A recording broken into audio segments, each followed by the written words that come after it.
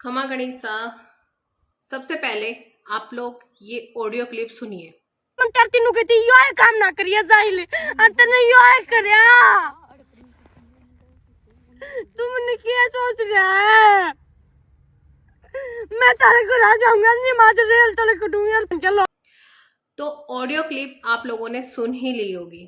तो ये जो ऑडियो क्लिप है ये बहुत ही जोर और शोर से सोशल मीडिया पे वायरल हो रही है।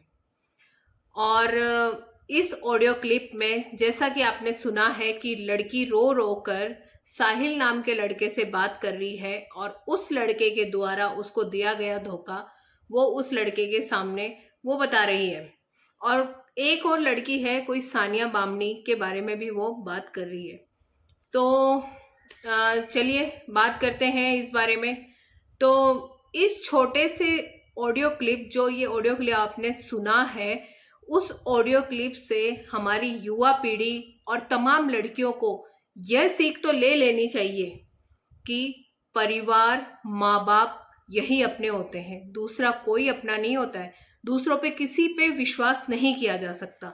ये दुनिया ऐसी है कि बीच राह में, बीच मझधार में आपको लाके छोड़ देगी और धोखा दे देगी। माँ बाप आपको 20-25 साल तक पालते हैं, पोसते हैं, बड़ा करते हैं, आपके साथ उनके कुछ सपने होते हैं और आप किसी झूठे प्यार में आकर, किसी झूठे लड़के के चक्कर में फंस कर उन तमाम माँ बाप की उम्मीद, माँ बाप के सपनों पर पानी फेर देते हो। और माँ बाप आपको पढ़ने के लिए बाहर भेजते हैं, आपसे उम्मीद रखते हैं कि हमारे बच्चे कुछ अच्छा करें। पर आज की जो युवा पीढ़ी हम देख रहे हैं कि गलत रास्तों पे अपना मार्ग भटक जाती है। लड़कियां इतनी पढ़ी लिखी होती हैं तो भी वो अपना रास्ता भटक जाती है।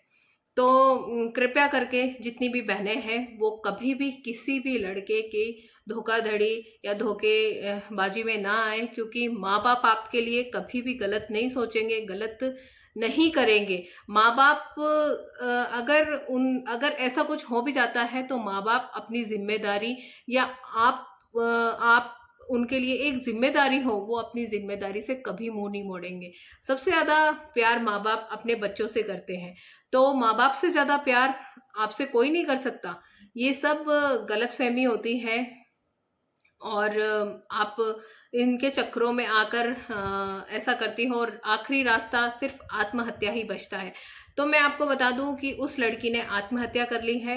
वो आज हमारे बीच में नहीं है। अभी 2-3 दिन पहले ही उस लड़की ने आत्महत्या करी है। तो आज के समय में ये सब बहुत ही चल रहा है और सोशल मीडिया पे बहुत जोर शोर से ये आए दिन ये खबरें आती है।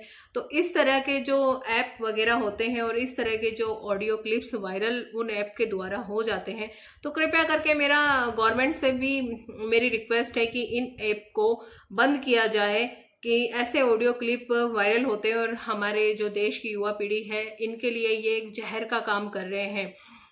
हमारी जो युवा पीढ़ी है ये निरंतर आत्महत्या की तरफ बढ़ती जा रही है कि आज उसका वीडियो वायरल हो गया, आज उसका ऑडियो वायरल हो गया।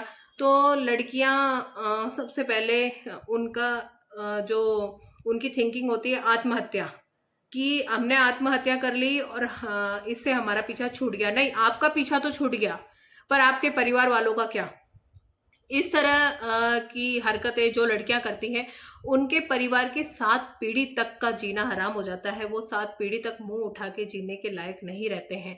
तो आप तो आत्महत्या करके ऊपर चली जाती हैं, पर आपकी जो बहनें जो कामयाब बनना चाहती है, जो कलेक्टर, एसडीएम, एसडीओ बनना चाहती है, उनका क्या? आपकी वजह से उनके हाथ पैरों में बेड़ियां बन जाती है, उनके फ्रीडम को बंद कर दिया जाता है। आपकी वजह से उनको ताने सुनने पड़ते हैं, क्योंकि कहते हैं ना कि दूध का जला हुआ छाय भी फूंक के पीते हैं। तो परिवार वाले उनके ऊपर भी बंदिशें लगा देते हैं। तो ऐसी लड़कियां खुद तो गलत कदम उठाती हैं, पर अपने साथ साथ अपने आस पड़ोस में जो कामयाब बेटियां होती है, कामयाब बहनें होती है, उनकी आज़ादी और उनकी कामयाबी भी साथ में लेके चली जाती है।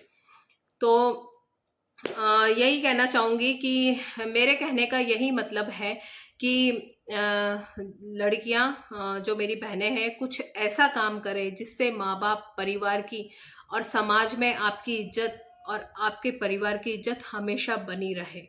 तो जिस तरीके से उस लड़की ने आत्महत्या करी, तो और वो जो लड़का है साहिल, उसने उसको धोखा दिया, तो मतलब वो उस लड़की ने बहुत ही गलत फैसला लिया। और परिवार वालों से बात करती तो शायद इस मसले का समाधान जरूर निकलता। तो यही कहना चाहती हूँ कि ऐसा कोई कदम ना उठाए कि आपकी वजह से समस्त समाज की जो लड़कियां हैं, बहनें हैं, उनके ऊपर भी पाबंदी लगे। बेटियां होने से कोई नहीं डरता है, बेटियों से कोई नहीं घबराता है। बस इस तरह के काम अगर बेटियां कर लेती हैं तो वो माँ बाप भी घबरा जाते हैं जिनकी बेटियां लायक है और कामयाब होने की उम्मीद रखती है। तो जो भी मेरी बहनें हैं और जो भी युवा पीढ़ी है, अगर वो मुझे सुन रही है तो कृपया करके ऐसे मार्गदर्शन पे ना भटके, ना किसी की बातों में आए। सिर्फ हमारा परिवार ही हमारा अच्छा चाहेगा, बाकी दूसरा हमारा कोई अच्छा नहीं चाहेगा। अपनी प्राइवेसी, अपनी पर्सनल बातें और अपनी सीमाओं का कभी उल्लंघन ना करें। धन्यवाद।